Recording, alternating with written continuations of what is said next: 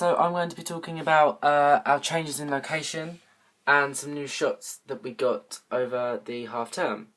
So before half term, our teacher told us that he thought our locations were very samey. I would agree with this. Our locations didn't vary too much due to the fact we weren't allowed in the shopping mall that we wanted. Also, our locations were all in the same town, and the fact that there was the same sort of weather conditions on each day of our filming meant that they all sort of had the same mood as well. So, in the half term, me and Amelia, we went to Greenwich. This was really nice because although it was a bit of a journey, there was a very different, there was lots of different locations and it gave us a very different feel. So, our main reason for going to Greenwich was just to get something different. We got a tilt shot, something that we hadn't already used in our film because we thought, a range of shots makes our trailer much more interesting, much more enjoyable, and it also makes it look like the trailer is extracts from a film rather than something that's been filmed to look like a trailer, if that makes sense. So we got a tilt shot from a love heart down to our main character Jennifer, played by Amelia. This was really nice because the shot starts on just a love heart, like a dangling love heart that was over quite a nice little alley almost, and tilts down to the main character walking. In addition to this, we got lots of shots of our main character Jennifer in a little boutique that we found.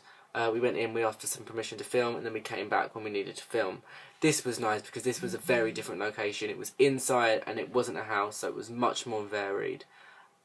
This is actually probably my favourite location, my favourite shot, just for the fact that it's so different. We got lots of shots of her taking clothes, just playing around with them, walking around the store, and then what we did is we sped this all up into almost a montage sequence, and we merged it with our already quite loved sequence of all our popular girls walking in slow motion, and actually the sequence has really benefited from that. One thing though as well was after changing some of these locations, we felt that we were able to add a bit more a bit more depth of mood into our film. But then the depth that we were able to add didn't work with our music choices, so we managed to get a new music choice. I should have a blog post on that.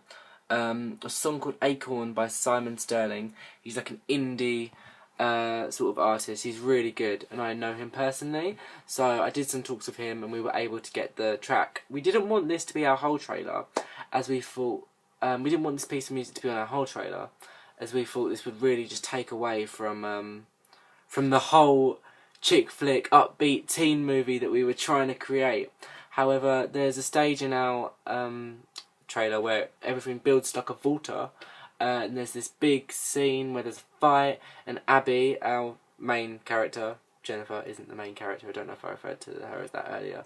Abby is like, "Jennifer, I love you," and Jennifer just says, "You're a freak, leave me alone."